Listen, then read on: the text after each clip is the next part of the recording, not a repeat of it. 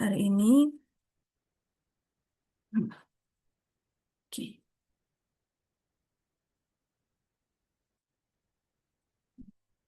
Sebelum itu, mari sama-sama kita bersatu dalam doa.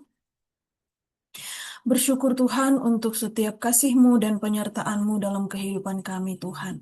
Sekarang ini kami mau bersama-sama belajar firman-Mu, tapi sebelum itu Tuhan murnikan hati dan pikiran kami agar dalam setiap pemberitaan firman-Mu kami bisa belajar untuk menjadi pribadi yang menyenangkan hati-Mu, Tuhan. Kami berdoa menyerahkan untuk firman ini hanya dalam nama Tuhan Yesus. Amin. Ya, sekarang ini kita akan bersama-sama belajar mengenai pengakuan dosa membuka jalan pengampunan.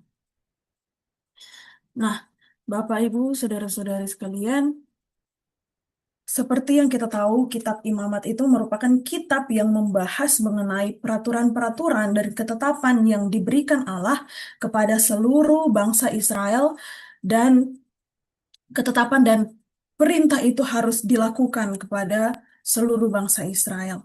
Nah, dalam imamat ini ada beberapa jenis persembahan korban yang dilakukan. Yang pertama ada korban bakaran, kemudian ada korban sajian, korban keselamatan, korban penghapus dosa, dan juga korban penebus salah.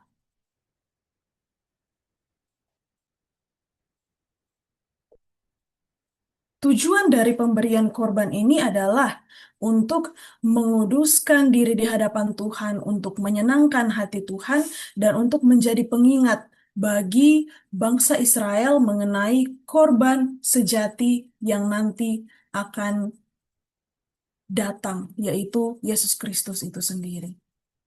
Nah, Bapak Ibu Saudara-saudari, di sini kita melihat gitu ya bahwa persembahan korban ini bukan hanya dilakukan oleh bangsa Israel, tapi juga dilakukan oleh bangsa-bangsa lain.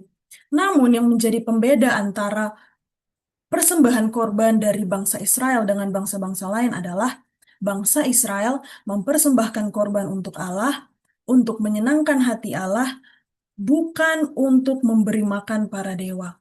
Bangsa Israel dibandingkan dengan bangsa lain itu percaya bahwa ketika mereka memberikan korban, mereka akan mendapatkan berkat, mereka akan mendapatkan timbal balik dari setiap pemberian korban.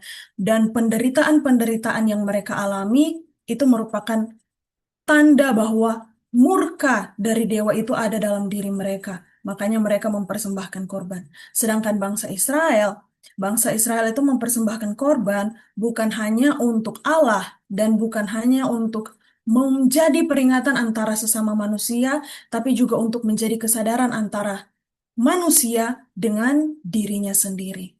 Dan juga bangsa Israel itu mempersembahkan korban untuk menandakan kekudusan, ketaatan iman, dan juga bukan untuk meredahkan amarah Allah, tapi untuk mendamaikan hubungan antara Allah dengan manusia.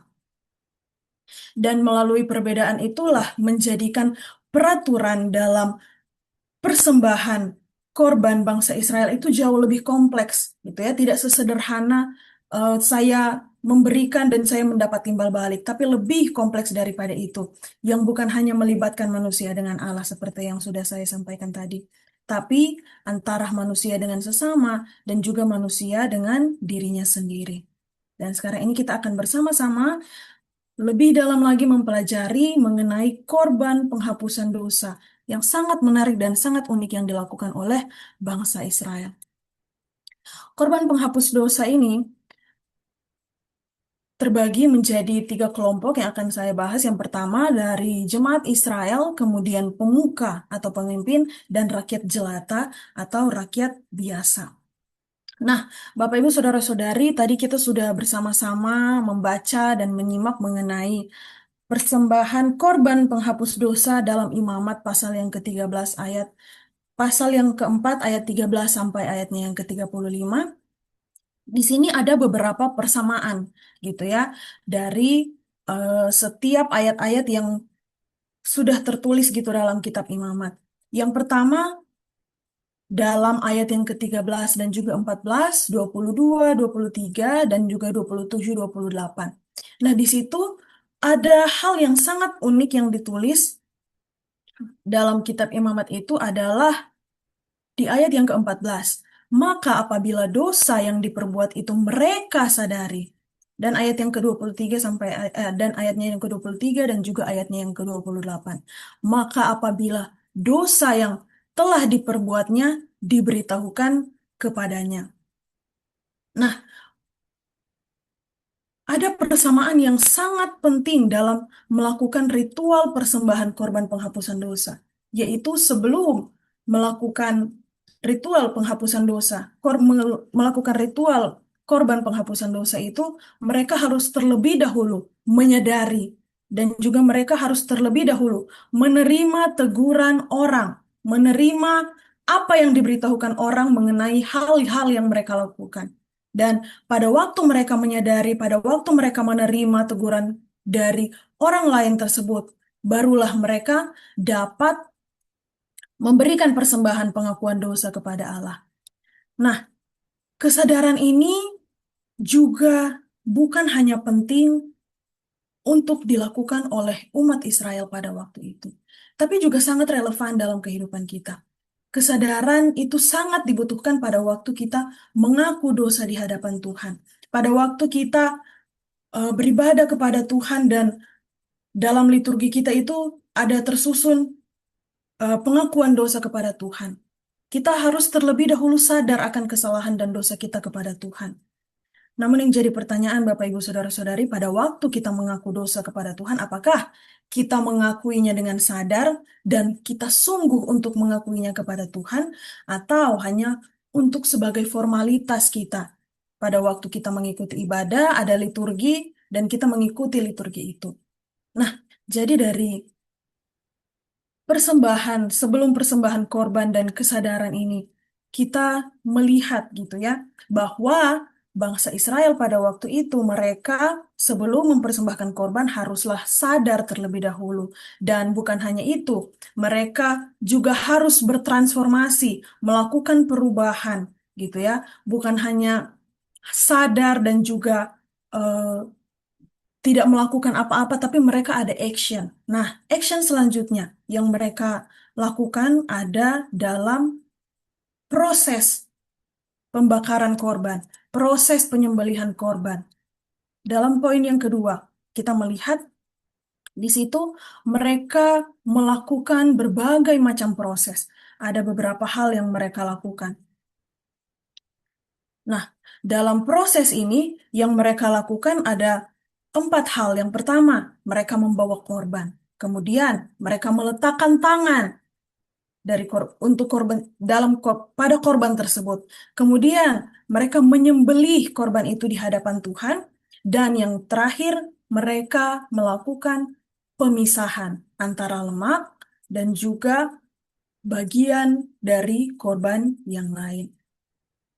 Nah, Bapak Ibu, seperti yang Bapak Ibu ketahui bahwa pada waktu itu umat Israel membawa korban mereka kepada Allah. Mereka tidak bisa membawa korban yang cacat, yang tidak sempurna, yang umurnya sudah tua kepada Allah. Mereka memberikan yang terbaik. Mereka memberikan apa yang paling baik dalam eh, persembahan mereka itu. Mereka tidak memberikan asal-asalan, tapi mereka memberikan apa yang sempurna dari apa yang mereka miliki, yaitu ada yang membawa lembu, ada yang membawa kambing, ada yang membawa domba. Namun, perlu kita ketahui di sini bahwa Allah tidak ingin ada kecacatan, tidak ingin ada dosa, tidak ingin ada celah gitu ya. Bukan hanya pada persembahan itu, tapi juga pada diri umat pada waktu itu. Nah, melalui persembahan korban yang tak bercacat, tak bercela ini, mereka memperingati atau mengingatkan bahwa dalam diri mereka juga harus kudus dalam menghadap Allah. Mereka tidak boleh bercela, tidak berdosa dalam menghadap Allah. Oleh sebab itu mereka selalu mengingat dalam eh, persembahan pengakuan dosa itu, persembahan penghapus dosa itu, mereka mengingat bahwa dalam melakukan persembahan itu harus sempurna, apalagi diri mereka dalam menghadap Allah. Mereka juga harus kudus, harus sempurna.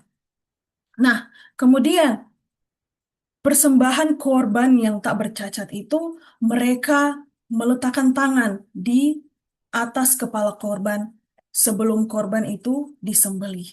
Nah, peletakan tangan ini saya pernah baca dalam satu buku, peletakan tangan ini merupakan tanda niat hati umat yang mau dengan sungguh-sungguh diampuni dosanya dan ketidakberdayaan atas diri, pengakuan atas dosa, dan juga penyerahan penuh atas dosa mereka kepada Tuhan agar Allah menerima permohonan pengampunan dosa mereka. Nah, jadi pada waktu itu umat bukan hanya mengaku dosa, namun mereka juga mengakui dosa tersebut dan juga mereka menyerahkan dosa tersebut kepada korban untuk disembelih dan juga dibakar. Nah, Bapak, Ibu, Saudara-saudari yang sangat unik dalam pemberitaan ini, dalam proses ini adalah bagaimana proses ini menggambarkan tentang cara Kristus untuk menebus kita sebagai umat manusia yang sudah berdosa. Kristus mati di kayu salib, dia rela untuk menjadi korban yang sempurna. Dia rela untuk disalibkan dan mati untuk menebus dosa kita semua. Bapak, Ibu, Saudara-saudari, Yesus Kristus adalah korban yang sempurna, yang tidak bercacat. Dia rela mati untuk menebus kita manusia berdosa. Namun, setelah kematian Yesus itu, apa yang menjadi perbuatan? Apa yang menjadi eh, langkah kita selanjutnya untuk merespons dari korban tersebut, dari kematian Kristus tersebut? Nah, seperti yang dilakukan oleh bangsa Israel pada waktu mereka mengaku dosa, begitu pula yang harus kita lakukan. Kita harus mengaku dosa kita kepada Tuhan. Kita harus dengan niat hati kita, kita harus menyerahkan dosa itu sepenuhnya kepada Tuhan untuk Tuhan sucikan, Tuhan ampuni, dan Tuhan tebus. Kemudian, dalam pengakuan dosa ini juga dalam menyerahkan korban penghapusan dosa ini ada hal juga yang tidak kalah penting yang dituliskan dalam kitab Imamat ini, yaitu adalah dengan mencurahkan darah. Di sini kita lihat dalam ayat yang ke-14 dan juga ayat yang ke-15, kemudian ayatnya yang ke-23 dan juga 24, ayat yang ke-28, 29, dan juga ayat yang ke-35. Di situ selain meletakkan tangan, di situ juga ada, di situ juga ada darah yang menjadi tanda penebusan dan juga tanda pengampunan. Nah, Bapak Ibu Saudara-saudari, kita lihat gitu ya dalam ayat-ayat yang sudah kita baca tadi, dalam ayat yang ke-16 dan juga ayat sampai ayat yang ke-18. Di situ jemaat Israel mencurahkan atau memercikan darah itu sebanyak 7 kali pada mezbah sebelum dicurahkan ke bagian bawah mezbah gitu ya. Dan seperti kita tahu angka 7 itu merupakan angka yang sempurna gitu, yang memberikan suatu gambaran mengenai kesempurnaan, penebusan, dan melalui darah kepada jemaat Israel. Nah, kemudian baik jemaat Israel, pemuka, dan juga rakyat jelatah, di situ dituliskan juga darah dibubuhkan ke tanduk mezbah dan selebihnya dicurahkan ke bagian bawah mezbah.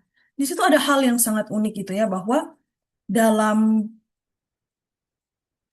pencurahan darah, dalam pemercikan darah sebanyak 7 kali itu merupakan hal yang sempurna dan juga itu menandakan bahwa bangsa Israel itu sudah dinubuatkan gitu ya, bahwa akan ada korban yang lebih sempurna lagi gitu ya pada pada eh, nantinya gitu. Dan darah yang dipercikan 7 kali ini menandakan bahwa ini merupakan gambaran bahwa bangsa Israel itu sudah disempurnakan, bangsa Israel itu sudah disucikan, dan juga bangsa Israel itu sudah tebus dari dosa mereka. Maka maka setelah itu darahnya itu dibubuhkan kepada tanduk yang merupakan gambaran atau tanda bahwa melalui pembubuhan darah dari di tanduk itu menandakan bahwa mereka sudah mengingat gitu ya dosa mereka, mereka mengimani bahwa merekalah yang seharusnya ada di situ dicurahkan darahnya, tapi melalui korban penghapusan dosa, mereka melihat bahwa mereka sudah digantikan melalui korban itu. Dan juga darahnya dicurahkan ke bagian bawah mezbah itu menandakan bahwa dosa mereka sudah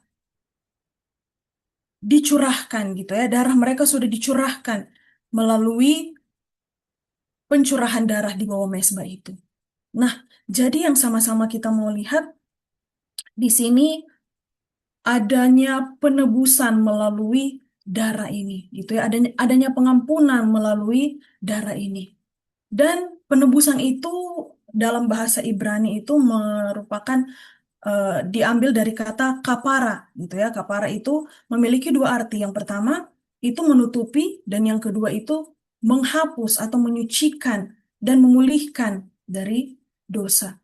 Nah, dalam perjanjian lama ini penghapusan dosa itu memang disempurnakan, tapi eh,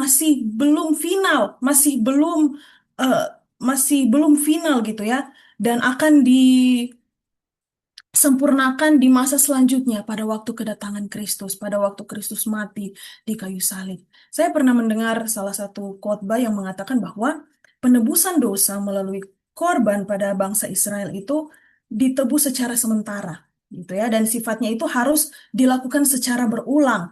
Maka perlu adanya korban sejati untuk benar-benar menebus. Nah, yang ini berarti arti kedua yaitu menghapus, menyucikan, dan juga memulihkan. Nah, menebus dosa manusia. Nah, kita melihat dari gambaran mengenai darah ini, kita juga melihat bahwa ini juga hal yang sama yang dilakukan oleh Yesus Kristus. Melalui dicurahkannya darah Kristus bagi setiap umat manusia.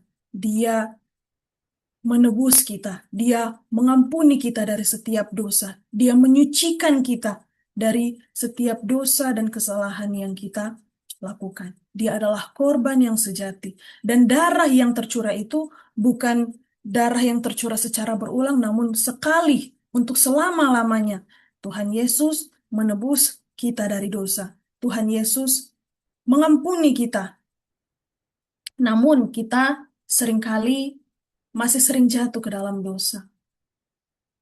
Mungkin kita masih emosi kepada orang lain, atau kita masih melakukan motivasi yang salah ketika kita melakukan sesuatu, atau kita beribadah kepada Tuhan. Kita hanya datang untuk bertemu dengan orang, kita hanya datang untuk melihat apakah ada teman saya di gereja dan lain sebagainya, dan tidak serius untuk mengikuti ibadah.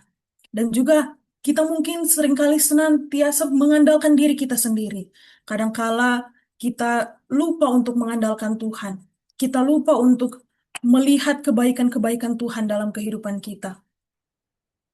Oleh sebab itu, Bapak Ibu Saudara-saudari sekalian, yang menjadi pertanyaan dalam renungan ini adalah, maukah kita datang kepada Tuhan? Maukah kita dengan sungguh-sungguh mengakui bahwa diri kita ini tidak berdaya kepada Tuhan? Maukah kita dengan sungguh-sungguh untuk menyadari setiap dosa dan kesalahan kita? Tuhan Yesus tidak menunggu kita untuk sempurna barulah kita datang kepada Tuhan. Tapi Tuhan Yesus terus menunggu kita untuk datang kepada Dia. Tidak usah sempurna, dengan tidak keberdayaan kita, dengan banyak dosa dan kesalahan yang kita lakukan, gitu ya. Kita hanya perlu mengaku kepada Tuhan dalam setiap ketidakberdayaan kita. Kita hanya mengakui dosa kita kepada Tuhan, dan Tuhan akan menyucikan kita dari segala dosa dan kesalahan kita. Yang menjadi penutup pada renungan kita pada hari ini adalah Kristus sudah menjadi korban pendamaian hubungan antara kita dengan Allah sekali untuk seumur hidup. Oleh sebab itu, marilah kita datang kepada Tuhan agar Tuhan menyucikan kita dari segala dosa dan kesalahan yang sudah kita lakukan di hadapan Tuhan. Mari sama-sama kita menyimak mengenai 1 Yohanes 1 ayat 9. Di sini ditulis, jika kita mengaku dosa kita, Ia setia dan adil, sehingga Ia akan mengampuni segala dosa kita dan menyucikan kita dari segala kejahatan. Maka apa yang menjadi action kita pada hari ini?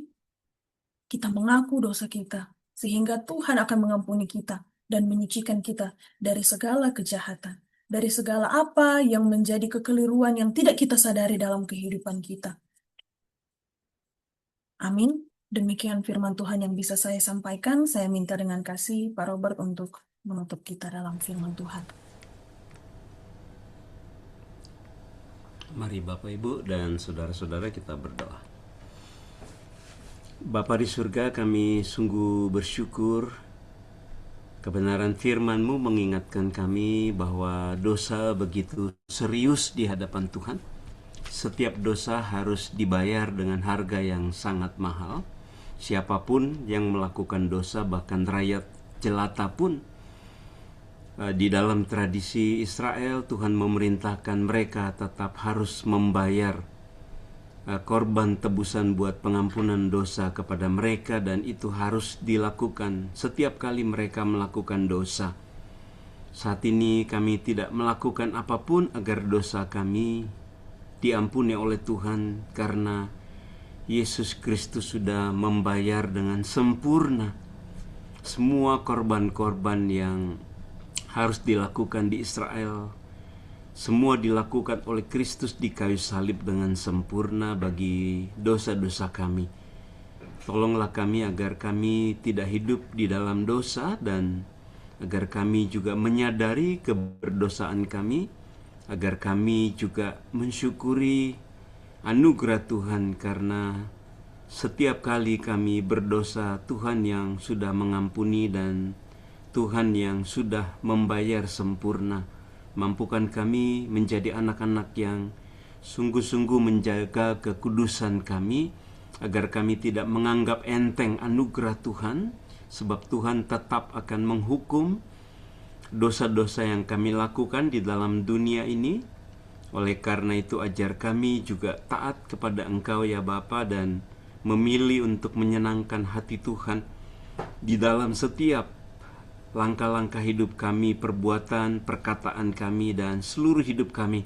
Kami mau senantiasa mempersembahkan hidup yang berkenan kepada Tuhan. Terima kasih Bapa, kami sungguh bersyukur atas kasih dan anugerah-Mu yang begitu limpah bagi kami. Terima kasih untuk Marta yang Tuhan juga sudah pakai menjadi liturgos, juga penginjil Gebi yang sudah menyampaikan firman Tuhan, dan kami semua yang sudah bersama-sama beribadah, bersekutu bersama dalam ibadah KDP ini. Kiranya Tuhan menolong kami, menyertai kami sepanjang hari ini.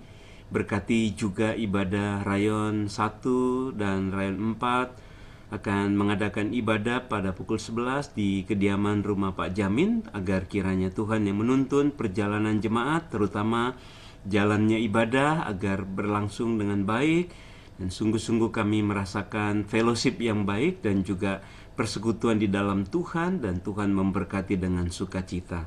Terima kasih Bapa, berkati seluruh jemaat juga agar mempersiapkan diri untuk ibadah raya pada esok hari. Tuhan pimpin, Tuhan sertai, Tuhan berkati. Kiranya sukacita dan damai sejahtera dari Allah Roh Kudus, pemeliharaan dari Bapa Surgawi, dan anugerah damai sejahtera dari Tuhan Yesus Kristus berlimpah-limpah bagi kami sekalian. Dalam nama Tuhan Yesus Kristus kami berdoa dan bersyukur. Haleluya. Amin. Baik, Bapak Ibu dan